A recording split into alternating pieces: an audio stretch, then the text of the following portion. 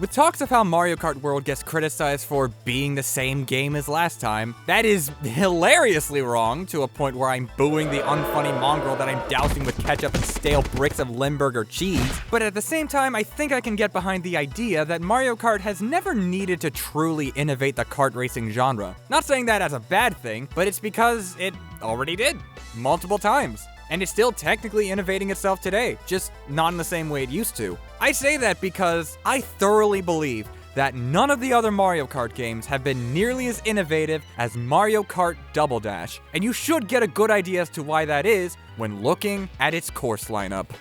But real quick, if you've seen the other parts, you get bragging rights in the comments, but if you haven't, click the eye in the corner to do so right now.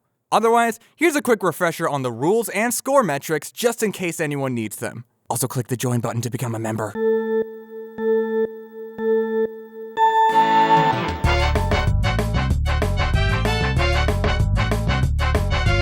Oh hey look, it's the other Mario Kart game I grew up with alongside 64. Yeah, my siblings and I to this day have yet to find a better multiplayer experience or fond memories. Such as that one time where they ganged up on me and Bob on Blast just because they thought my tears were funny. Or the time where I accidentally erased our save file, which they cleared to 100%, in which they punished me by gatekeeping me from getting the time trial record for DK Mountain, and their record has been lost media for years, by the way. Oops, all Jonathan. And then the very next morning, I unlocked Mewtwo in Smash Bros. Melee all by myself, being the first accomplishment I did on my own, but somehow that caused my entire family, including my parents, getting in a heated argument over it that lasted for like 4 minutes straight, none of the parties being on my side, because I guess I'm just not allowed to do anything without help from somebody else.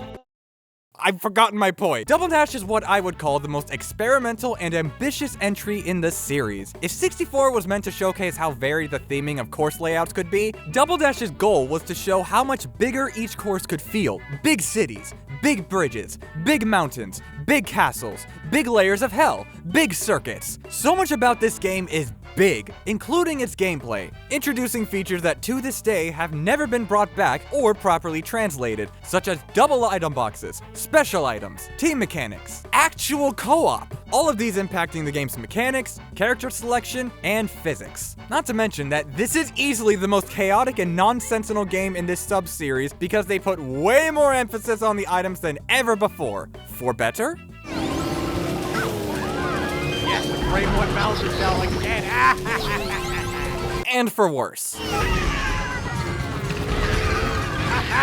My invincible wall defense. I've heard that some people have issues with the outside drifting, and I get it, but I would be lying if I said it didn't lead to some epic dodges. Yeah, I'm a god again, let's go. I enjoyed the gameplay, the physics, the music, the Easter eggs, and the Paratroopa, who to this day has yet to appear in Mario Kart again. Like, I don't get why they will steal his car and murder the driver in cold blood to prevent him from getting it back. I think that's rude. Though, I really don't enjoy how much longer it takes to select Wario. And I know some people are gonna say, oh, no, you can just press left. No, I'm ending this debate today. I am pressing left on my controller right now, and nothing's happening. I'm still locked on Mario. And just to be clear, it is not my controller, because, look, I'm pressing right, it still works, and even the left works. So no, you cannot press left to select one! But you can select these 16 courses. They all rock. Similarly to Super Circuit, there's not a single course in this game I can say is terrible. Its worst courses are still decent, and the best are standing proud at the peak of Mount Wario! Oh, wait.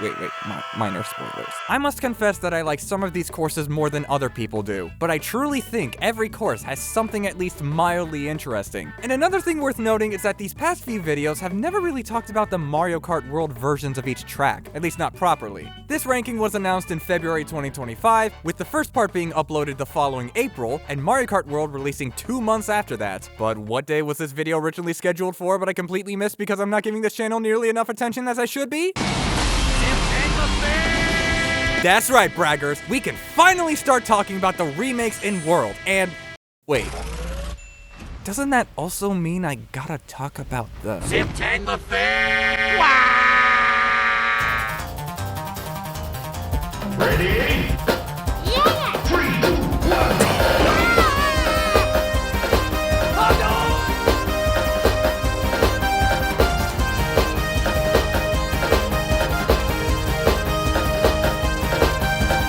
Luigi Circuit is one of the better beginner courses. Dare I say, better than Mario Kart State. Oh, wait, who said that?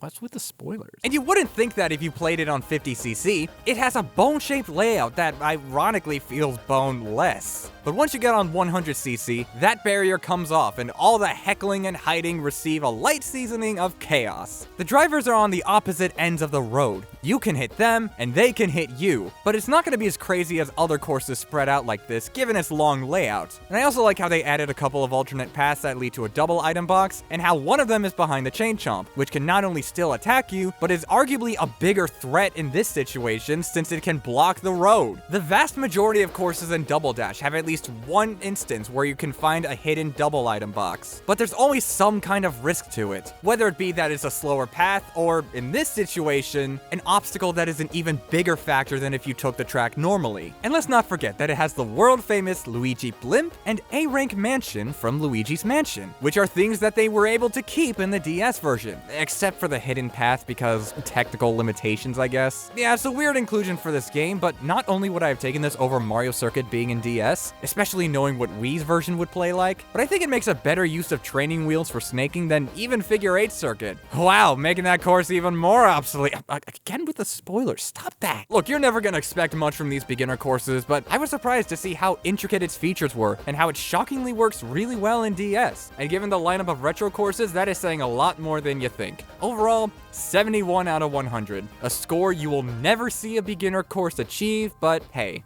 Peach Beach is a simple but enjoyable course. This course is based on Super Mario Sunshine, a game I don't like very much, but it's always nice to see the Isle Delfino references. Stuff like the Cataquacks, the Piantas, the Pianta statue, and even the Daisy Cruiser in the background. The Cataquacks are always funny obstacles.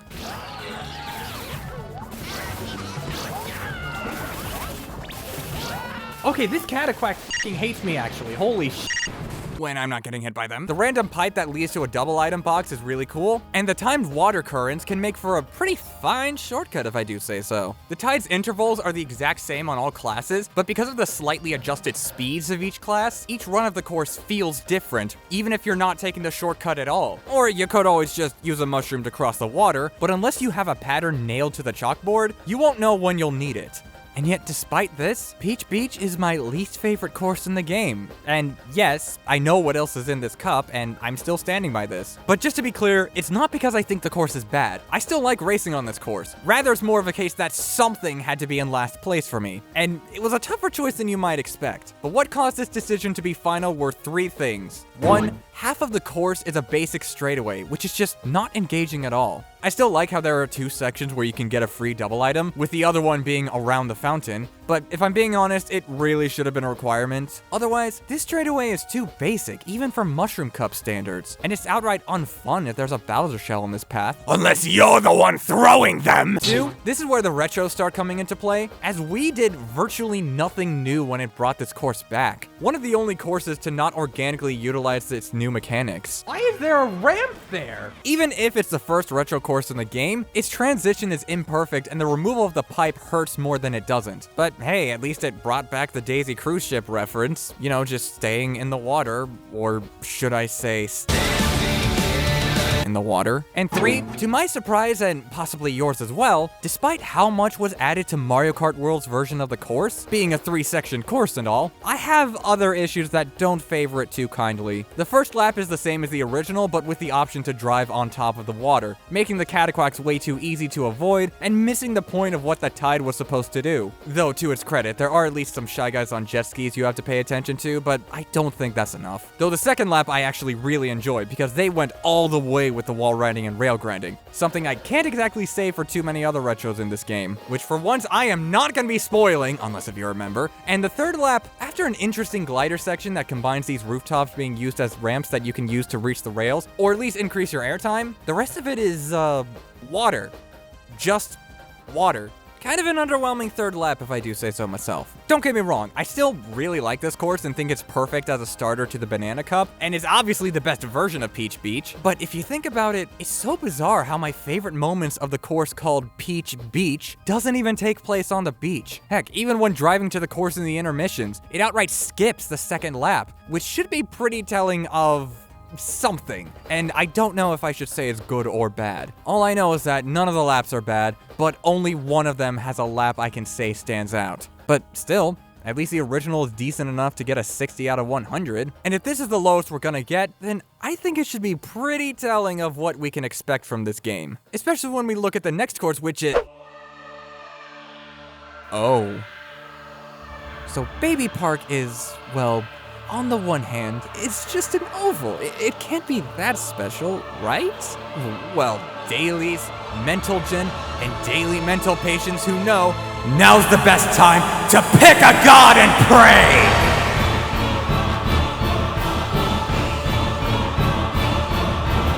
Constant Bowser shells and chain chomps trampling those who dare stumble in these lands. And once they set foot, they shall never escape. Unlike the threats that can roam freely across all of the borders as they see fit, thou shalt receive judgment from giant bananas, endless shells, and mushrooms as a poor man's sole attempt for forgiveness, which isn't even guaranteed. It is the chaos with no control, unless you're the one who causes it. Pick a baby plumber or a young Koopa, botch the starting boost on purpose, grab an item, and tell them they pray to the wrong god, for this one feeds on your pride, your greed, your envy, your lust, your gluttony, and your sloth to power its divine wrath! Wait, it is divine wrath? Did I? But on the other hand, it's just an oval, which is still fine on paper and in practice, exclusively for Double Dash and literally no other game. The Bowser shells thrown on this track can bypass the center railing, which you will never be able to do yourself. So hearing that insane music with all of the screams from you and the other characters encapsulates the utter chaos you're in for. It's like the Heavy's take on Disney World where all of you are babies! Hell, even the music repeats its first sequence while changing the key in half steps as the race continues. It doesn't even get to the B section until around a minute and a half, adding to the utter insanity. Its layout may be simple, but I think what makes this track work as opposed to something like, say, okay, yeah, let's bully Mario Kart World's Koopa Troopa Beach track again, sure, why not? I've seen the argument that this is essentially a modern-day Baby Park, but I never really agreed with this. In Baby Park, well, look at how thin the track is. It's very easy to potentially lap people, and even easier for people to lap you. And even easier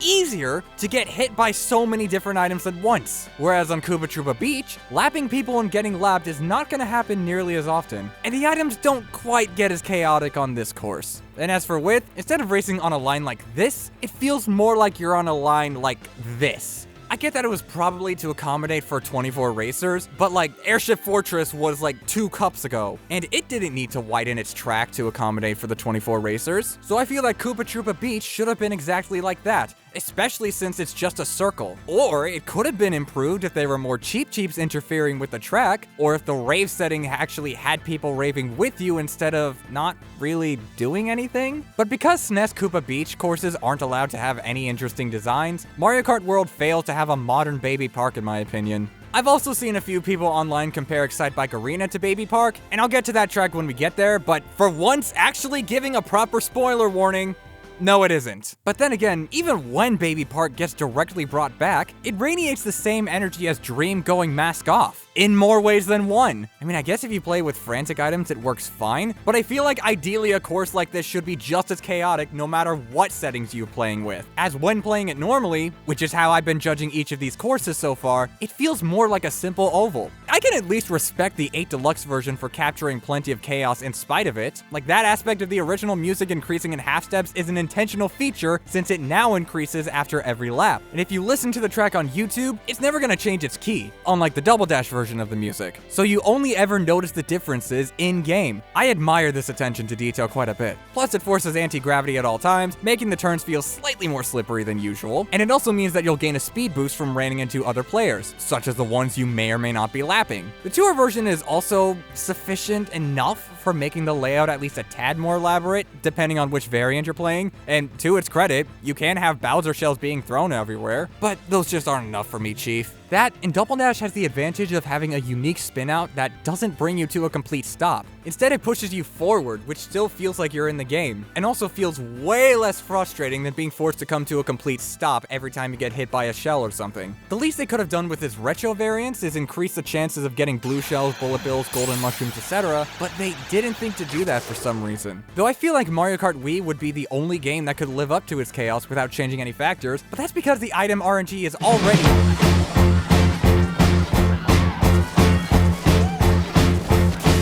Jeez! That was all on 50cc, by the way. And I also think that the Lightning Cloud item could be pretty interesting on this course. Though despite my critiques of Koopa Troopa Beach, I do feel that Mario Kart World would also have been a great game to bring this course back, because 24 racers on a track like this sounds hilarious on its own. Though EDM Baby Park does go harder than it has any right to, and if they ever bring the course back in a future DLC pack or whatever, I don't think it's going to be using that theme, which is sad. But otherwise, Baby Park is only fun in Double Dash, so its score is going to be lower than even I would like. However, the original version still takes priority, so I can still give it an 80 out of 100 and call this a good Mario Kart track. I got the mental scars and war flashbacks to express this opinion as detailed as I did. Oh, and the less said about the DS version, the better. Like, you can't even play as a baby in that game. What were they thinking?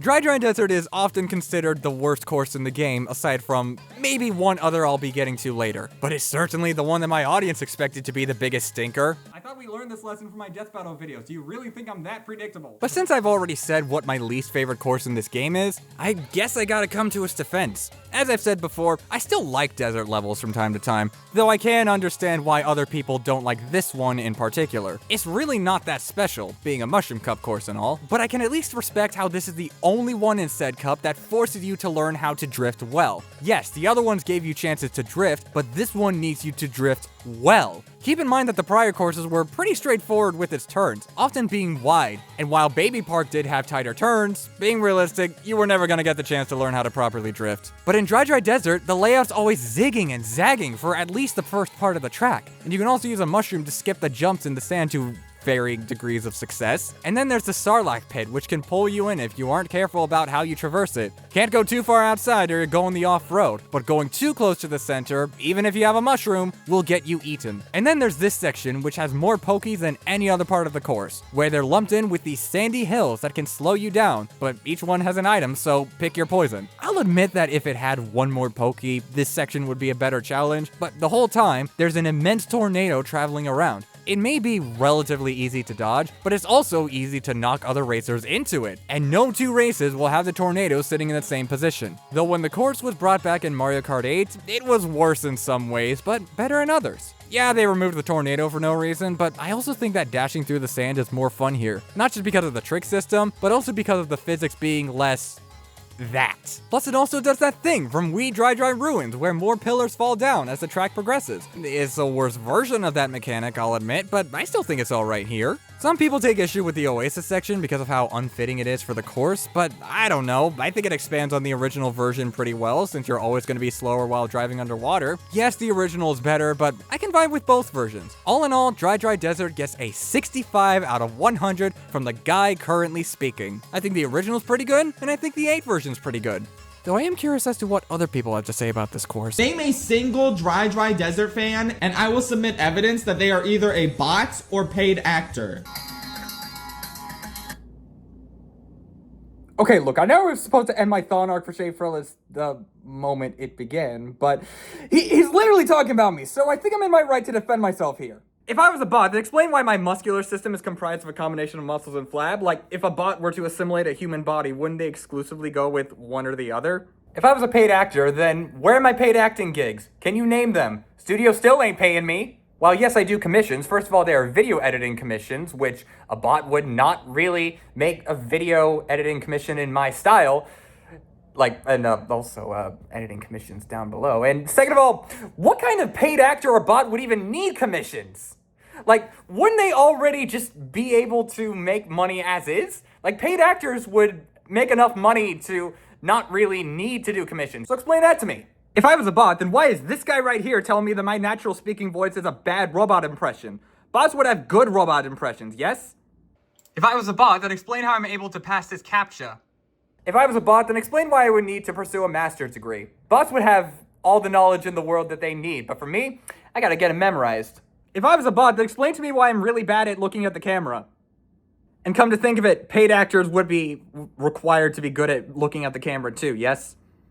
Like, I swear. So there you go. I am a dry desert enjoyer in both Double Dash and Mario Kart 8, even if I think they're just okay. And I'm not a bot, and I'm not a paid actor. So, you really think this is something worth doing all sorts of pain-inducing and time-wasting research that you claim is unenjoyable, yes? You really think this is bad? This? This chicanery? I've had worse opinions than this! Are you telling me that no human can like Dry Desert in any of its appearances? Are you orchestrating this, you imitation crab? What were you thinking? You'll never change. Ever since you started making videos, you've never changed. Couldn't keep the salt in your shakers. Always the same. Oh, but not our crab man.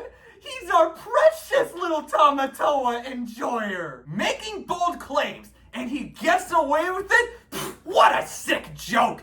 Good luck finding literally any evidence now, you James Corden lookalike. Oh, and side note, paid actors wouldn't be insulting James Corden like that, and bots aren't clever enough to come up with that shit. And they wouldn't cuss live on camera, so look at you, you're scared! I'm sorry. I don't know what that was. How about instead we go with you belittling In conclusion, I think that Dry Desert is a pretty good track, and I'm tired of pretending it's not.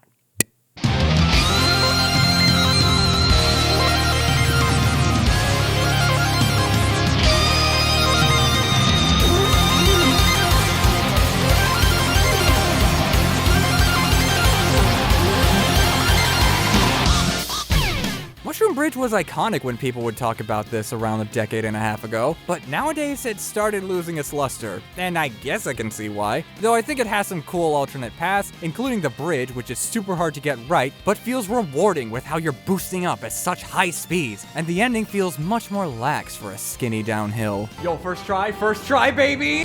I guess it doesn't help you much as a shortcut, but you can at least use it to avoid the traffic if you want to. This was a shortcut that got removed in DS because technical limitations, but Tour at least brought it back and made it one of the only paths you can actually fall off, albeit in a way where you won't die because mandatory smart steering. But I like how they added some ramps to boost your combo counter further than the default path. The cars in this course are varied enough to keep it interesting, like the ginormous caterpillar bus that can force you to drop your items, the bomb car that can break you on its own, and the mushroom car which doesn't spin you out, and instead launches a mushroom for you to get ahead. I like how the traffic is used here, even if DS removed all of these cool traits because technical limitation. And Tour made the caterpillar bus work like a trick because this game gives you immunity to vehicular homicide. I wish you humans had that normally. This course has other paths like the pipe at the beginning, which can give you a double item, the hill shortcut, and the sidewalks, which won't give you an item but will let you avoid the cars. I'll admit that I'm making this course sound more interesting than it actually is, since at the end of the day, it's still a simple figure 8 course, functionally making it a shorter and easier version of Toad's Turnpike, but Mushroom Bridge at least has a few bells and whistles that keep my attention fine enough.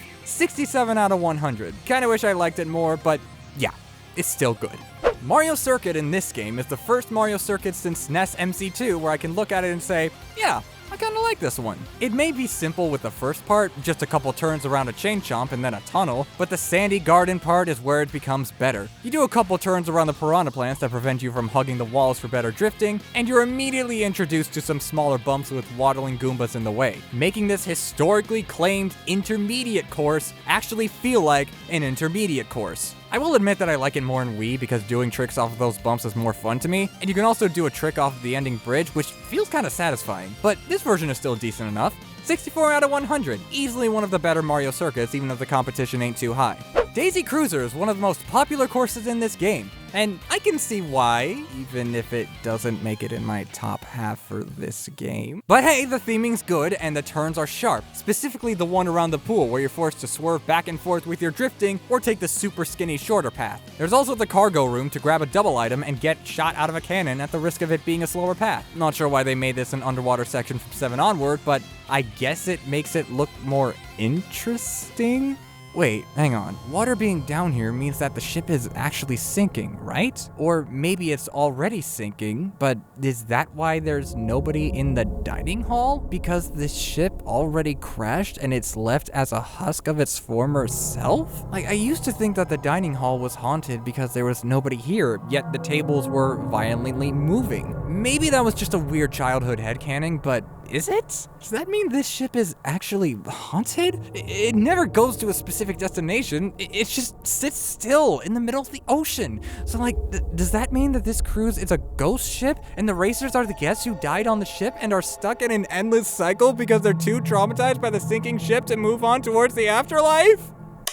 Oh wait, 8 Deluxe said that they were just sleeping in the middle of the day. Okay, fair enough. In all seriousness, 8 Deluxe's version really carries its visuals for me, as I really was weirded out by the dining hall as a kid. It's a good part that makes for some good obstacles that are seemingly innocuous, but actually aren't.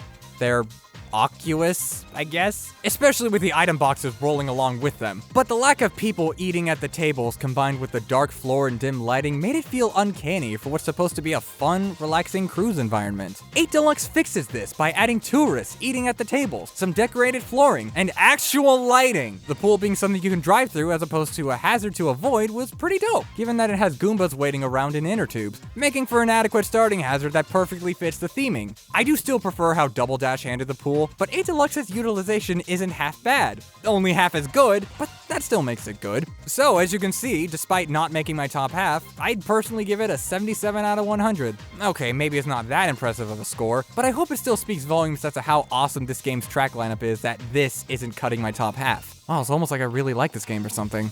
Waluigi Stadium is where this course lineup starts becoming epic.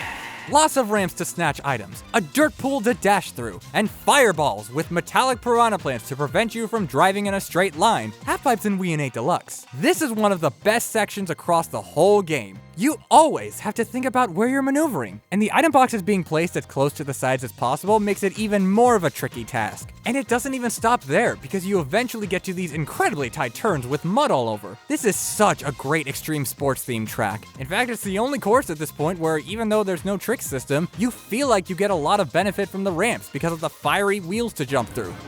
No! What?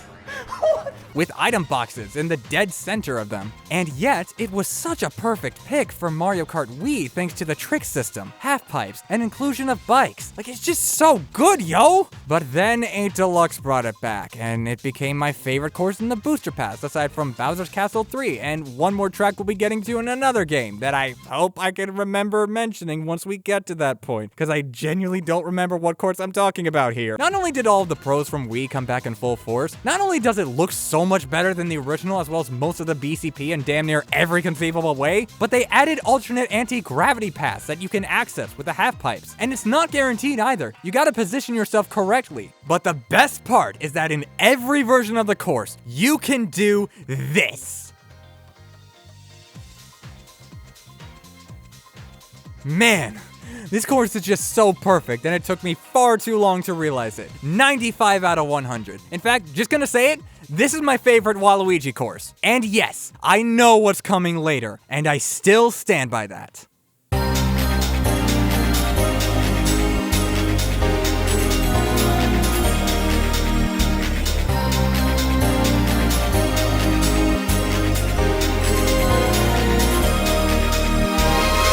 So with Dry Desert, while I still enjoy it and can even defend various aspects of both the original and 8 variants, I can at least understand why it's often ranked at the bottom of other people's tier lists. But Sherbetland, however, I'm not gonna sugarcoat it, I do not get the hate for this track. Like, people say this one's really hard, but counterpoint, look at me, look at me, look at me, look at me, hey, you, yes, you, person watching the video, close all your tabs and focus on what I'm talking about right now. Look at the difficulty that I'm very obviously not having, despite the constant turning and drifting. I'm not even paying attention to the road yet, I am flawlessly avoiding the giant freeze.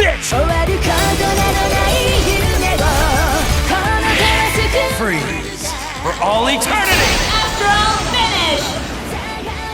The trash still lives. Because absolute zero temperatures don't affect me, dipshit. And also I have a bigger point to make, so like, don't call me the trash. I get that ice physics can be the absolute worst, but that doesn't mean they're always gonna be poorly implemented. Or at least there are better ways of incorporating them into your game design. Like, let's compare this to the Virgin Sherbetland 64, where its spaces are far too open for any interesting challenge. Its turns feel slapped on in some areas, and the cave section has a neat idea but with flawed execution. As you may have noticed, the ice physics were not inherently the problem, but for someone who is already cold towards these kinds of levels, well, they're gonna give this course a bad case of freezer burn. Meanwhile, the Chad Sherbetland GCN has better obstacles, like the ice skating Shy Guys that are spread out just right to keep you on your toes while never feeling unfair, except for the closest being the two red Shy Guys holding hands, but even then, when you learn how to dodge the other Shy Guys, these two shouldn't be much of a big deal. Hell, they're even nice enough to get out of your way, like this king jumping over me so that I don't hit him. And with the freezies, they're certainly closer to one another, but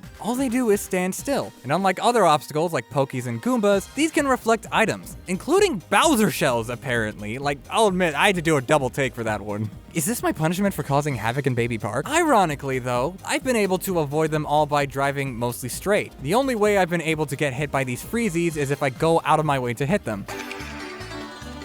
See? That was me going out of my way to get hit.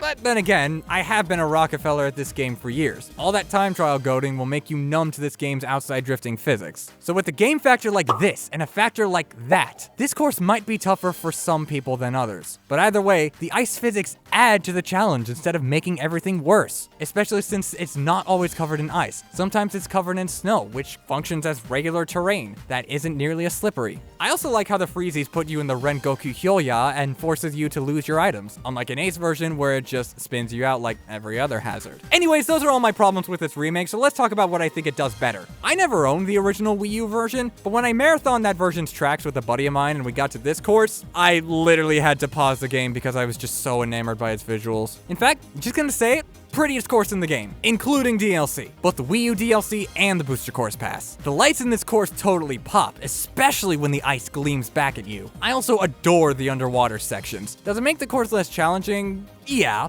And for a Leaf Cup course, that may be weird, but the underwater sections look so good and even lead to the fun alternate routes with anti-gravity that it makes up for it in my eyes. But for now, I think I'll be the original Strongest Soldier and give it an 82 out of 100. At least until someone else wants to step into the ring and challenge me for that title. But I'm also the self-proclaimed best pit section leader that has ever graced my high school, where I literally wrote that on the wall, and so far nobody's challenged me on that yet, probably because they're too scared to admit they're wrong. So I don't think this one will be taken away from me either, but for those who still claim that the course sucks, well, sorry for not feeling sorry, but...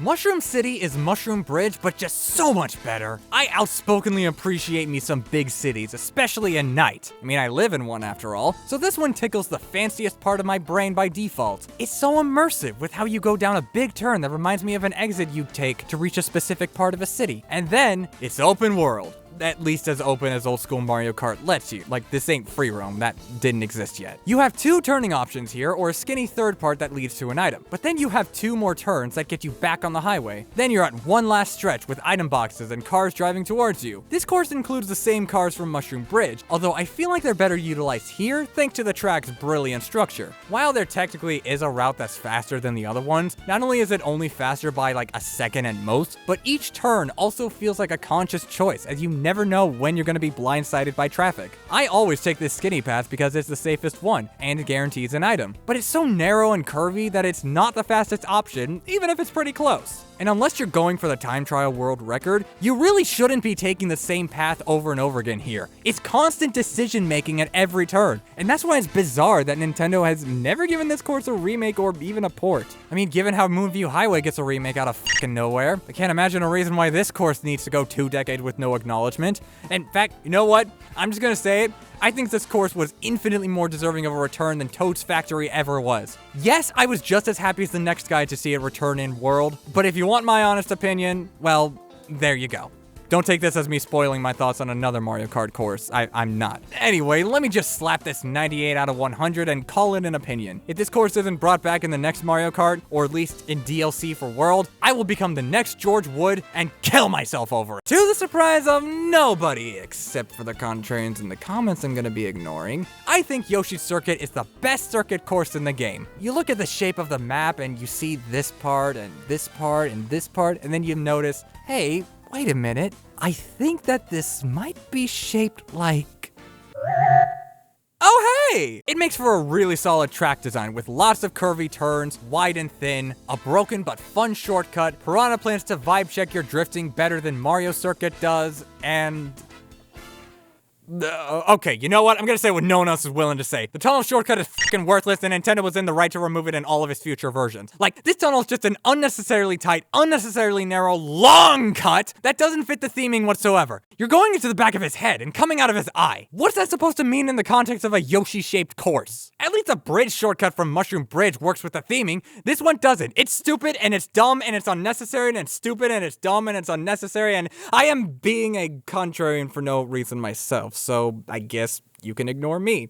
Would you forgive me if I said I missed the Yoshi Copter? Because that really needed to stay in all of the other versions. Even if DS definitely simplified things because technical limitation, its remaster in 8 Deluxe is fantastic. Jumping across the flowery patch in 200cc, the shortcut feeling more akin to a ramp, the sublime remix of the Double Dash circuit theme, and the bright colors blooming and popping off harder than your average lighting effect. My only complaint is that the Piranha plants at the final turn were replaced with tires. I don't know, I just prefer the old version where the Piranha plants forced you to drift a little wider than you would like. But other than that, this version is wonderful, the DS version is wonderful, relatively speaking, and the original version is wonderful. 85 out of 100. It's almost as wonderful as DK Mountain. Look, I've already mentioned my time trial related history with this course, but my traditional racing history with this course remains just as strong, and for good reason. I mean, I could just do the typical ranking thing and gush about its adventurous atmosphere, with how you're shot through a cannon to the top of an angry volcano, the bumpy trail down as you race across raining boulders, the crevice shortcut, and its incredibly tight turns, but I would rather put on a lampshade over my head as I pretend to not gush about any of those things and say...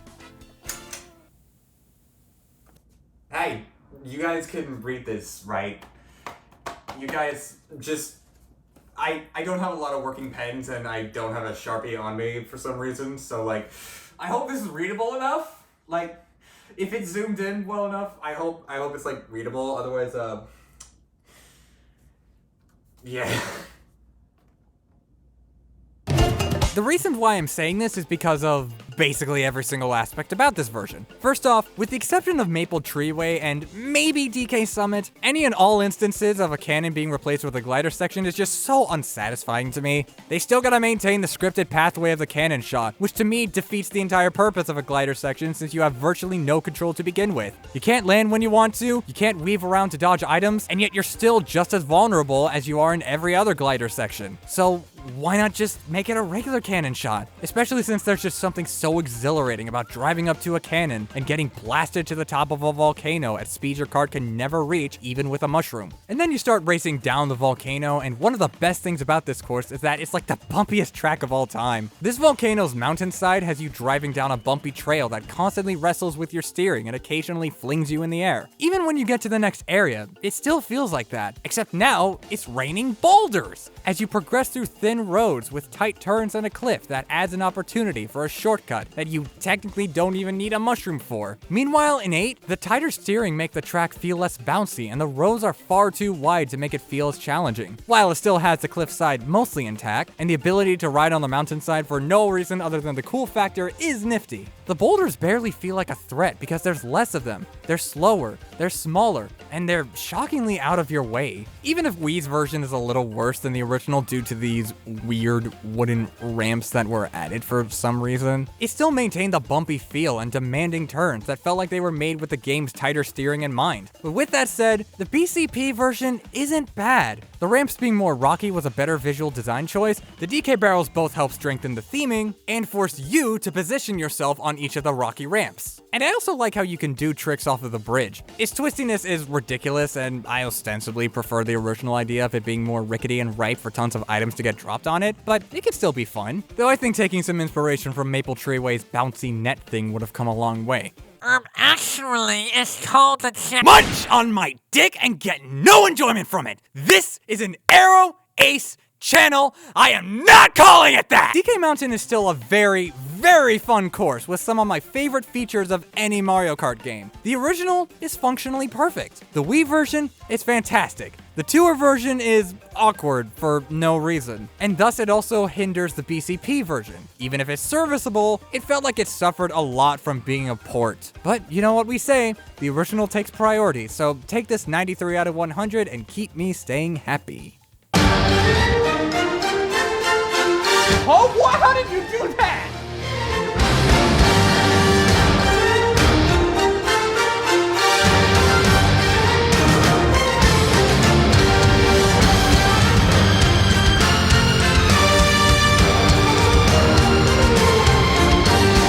Start off the Special Cup, they picked Wario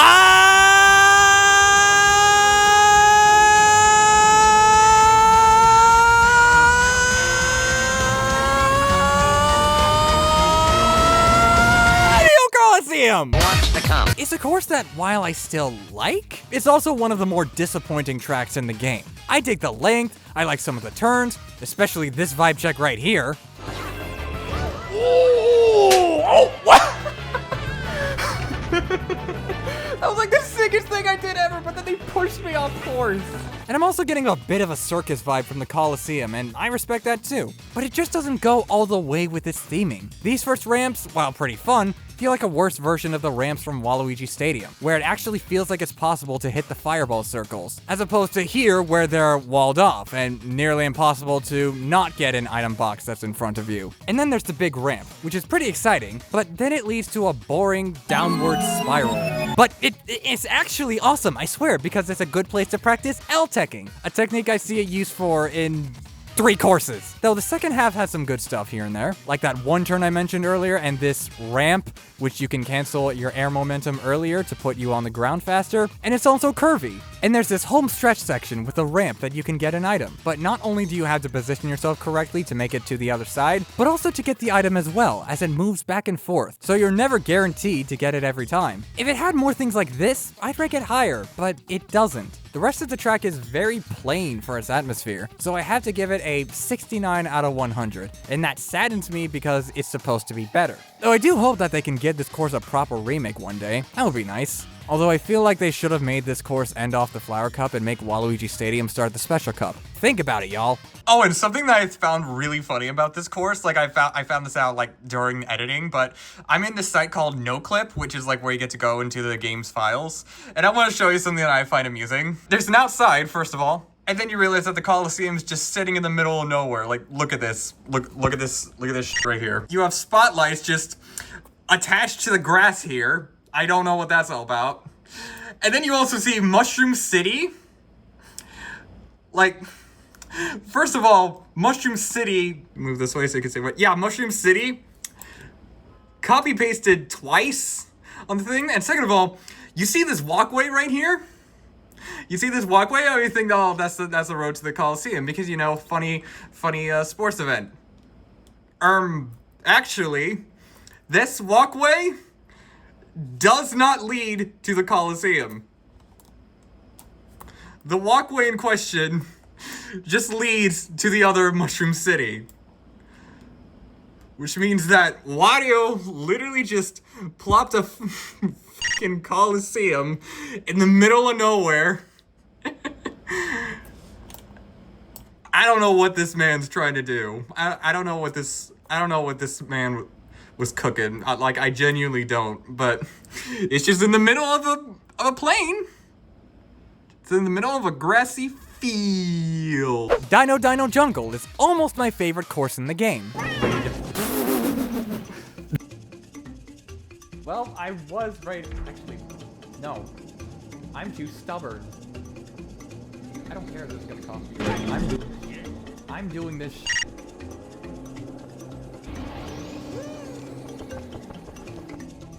Oh, what? See what I mean? Truth be told, I adore a lot of what this course tries to do. There may be only one dinosaur that you can interact with and another one in the background, but this little big boy is used twice in the track. The first time stomping around, not really trying to chase you, but there are a bunch of items you can get while it's jamming to some good music. It's such a tight space, but the reward is good. Sure, there are items you can get by hopping off the logs, but not only will they slow you down because this is a game where you stop dead in the airborne lights, but they're only singles and you should still have enough time to snag all the items depending on what you get. Or you could do what I like to do on this course and stock up on as many items as you can to ensure that you get some mushrooms or stars for something I'll get into in a bit. But first, you gotta choose your bridge! Do you pick the normal yellow bridge for the easiest path? Do you take the outer orange bridge for a slightly longer path that'll guarantee a double item? Or do you want to go for broke and take the dash panel bridge for a high risk and a slightly less high reward, but it's still higher than the rewards from the other two bridges? And then you go in the temple where the main path is a really long curve with water geysers that, when crossing them, will send you upwards, be it for a small bump or a big geyser. Or, if you've been saving those mushrooms and stars like I know you were, you can utilize one of my favorite shortcuts in the series. Using a mushroom to jump a bridge and get another item while pulling ahead a lead never gets old. Look at how your character panics every time you take it. The jump itself may not be all that tricky, but it's the feel of the shortcut where you're dashing to a ramp that's filled with mud as you leap over a bottomless pit onto the next ground. And then you gotta cross the bridge while avoiding Mr. Stompy's sneaky snoot before doing one last tight curve and some moving item boxes before keeping tabs on another row of water geysers. Wow! You see, this is why I like this course as much as I do. You're always paying attention to different things and making decisions throughout the whole course. This is the type of decision making I love me in a Mario Kart course. And it's also why Double Dash is so goated, because it's all about that every single time. It can be harsh around the bridges, don't get me wrong. No, you little... But when you get it right, it's the best genre of taxing ever. And sure, 7's version might have made a couple things worse, like replacing all the items at the beginning with coins for some reason, but the glider section by the bridge is a very good change, given that it launches you directly into the Fisher-Price dinosaur. Would I still have wanted more dinosaurs interacting with the racers? Perhaps. And that's where the Mario Kart World remake comes in. I don't know why they brought this course back, but I'm sure glad they did, because they added even more substance to it. It revamped a bunch of elements, like the I'm large, I stomp the best dinosaur, no longer having anything under its legs, but thankfully they made the road tighter, and they made him actually moving, thus making his stomps tougher to dodge. They also made the bridges section much more streamlined, which is understandable since this is in the Banana Cup instead of the Special or Lightning Cup, but they still maintain the spirit of its design in two ways. The first is by adding another dinosaur chilling in the water for you to skate along its back. The second is by adding this one path up here that you can access by wall riding, which gives you multiple options to take this path. And if you're skilled enough, you should be able to make that path on your own. And if you're less skilled, or you just want to take it easy, you can take these water geysers by your own reactions and instincts to reach the top, albeit going a little slower. But since the area is much more open, especially with the shortcut no longer having a ramp, it can give you a method of avoiding items. Then on the final lap, you'll find yourself face to face with the T-Rex rampaging everywhere. Depending on whether you're racing on it normally or taking a path right to it, it could appear right as you cross the finish line or when you're in the laboratory. This is also why the original shortcut was made into a large grassy patch instead of a long jump. If that T-Rex shows up, the shortcut either would make the dinosaur significantly easier to dodge because it's never going to cross a gap it can't jump over, or impossible to dodge because the bottomless pit is simply very deep and it happens to be not too deep for the dinosaur, which would de-incentivize you to take the shortcut even after all that item bagging. But having it set up like this, it's gonna be something you may or may not have to engage with, but without completely discouraging you from taking the shortcut. But the jungle part of this Dino jungle is more than good enough to make up for it. 97 out of 100. Oh, that's higher than DK Mountain. And full disclosure, this script was mostly written before Mario Kart World came out, so that game's version didn't really improve its score as much as one might think, meaning that I always thought Dino Jungle was better than DK Mountain. I think I'm going to move on to the next course now, thank you very much. This version of Bowser's Castle is to this day one of the best. It took the atmosphere from 64 and the gauntlet-like layouts of SNES Kart and Super Circuit and meshed it into a very special kind of castle course that would get expanded upon in other Bowser Castle courses to this day. The Bowser machine, the fire bars, the fireballs, the 90-degree turns, the meticulous placement of the all here for other games to utilize in their own way. Is it the best Bowser's Castle in the series? No, but it's the most consistent. The thin hallways at the beginning leading to this splitting cage platform over lava with fireballs jumping at you is a good starting challenge. Then there's this fire bar timed with items where it feels like there's no way around it because of how small the room is. And you're greeted with constant sharp turns where you're guided by arrows with angry eyebrows who are mad at you because EO Bowser-Thon hates you specifically. And then there's my favorite section of the track, where the Bowser animatronic is shooting fireballs at you. Eventually, you'll notice that the giant fireballs he's shooting at you are in front of this shortcut, which is not as consistent as it looks. Like, you will fall if you start drifting beforehand. Take my word for it. And if there's a fireball being shot over the pit, you're gonna have to take this much longer turn. So you have to plan ahead and pay attention to its movements as you approach it. And even when you do pass this, the fireballs are still a threat because they don't move as fast as your cart. So they're gonna linger on the road to the final ramp until you reach it. You better hope there aren't any giant bananas or Bowser shells, unless you're the one who has them! And if you ever get hit by anything, be it the obstacles or an item, Bowser laughs at you in the background.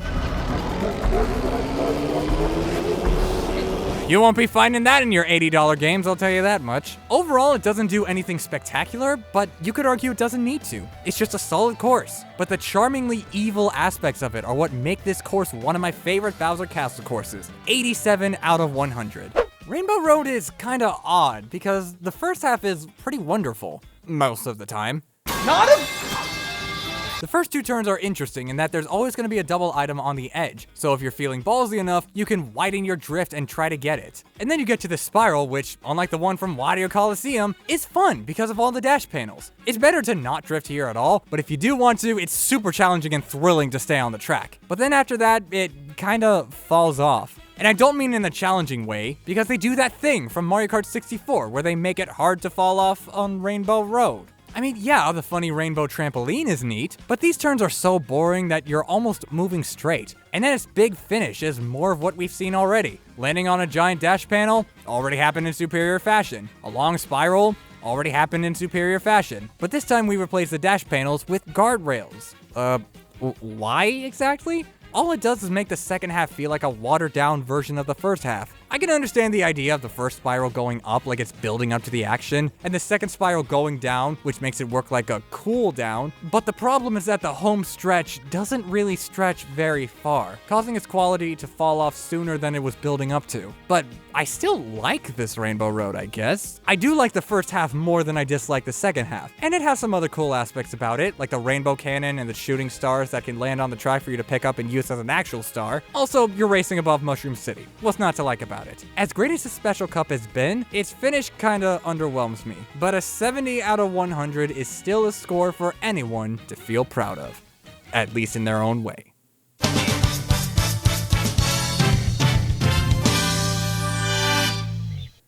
Revisiting Double Dash gave me just as much serotonin as I expected. I was happy to give it a good analysis, and I'm even happier to see its influence still being realized in roundabout ways. While I did have some clear favorites, specifically the ones where the layouts took advantage of its unique drifting like with every Supreme course, all of them had value and worked wonderfully with its unique additions, with said additions still being some of the most vital additions to this day. And truth be told, as much as I adore the following Mario Kart games, none of them have included anything that had felt as influential as what Double Dash brought to the table. Call it childhood nostalgia, and you're probably right, but like, I also don't automatically love things just because I loved them as a kid. Like, I'm not like that, come on. And I am fully aware that this is not the Mario Kart game for everyone. I really do get it, but its uniqueness is more than enough to make me enjoy it as long as my heart stays beating. Just like how my heart stays beating when you like and subscribe!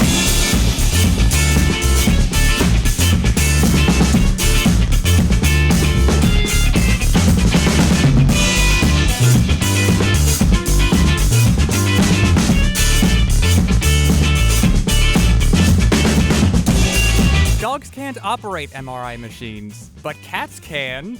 Cats can do a CAT scan. Ah!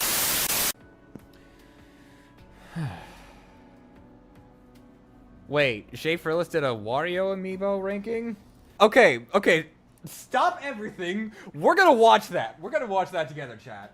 Hey everyone, welcome to the Wario Amiibo in Precarious Situation. Okay, where is it? So Where this is one it? from Can Got Oh, Wario I found the Amiibo, timestamp. I found the timestamp. Like, Okay, here we go. I don't even want to know what this is. I don't Fair. know what's going on. Good, that's the point. I'll give it a B just because this image is very funny. Yeah, you found it funny. Let's go. He said very funny, Chad. He knows. He didn't even, you see, this is the magic of my videos. You don't even have to know what the f is going on, and you will love it. That's why you should subscribe to my channel. Thank you, Shay Frillich. You're finally validating me. The Thon arc is completed. Shay Frillich now has seen Discord. We won. Let's f***ing go.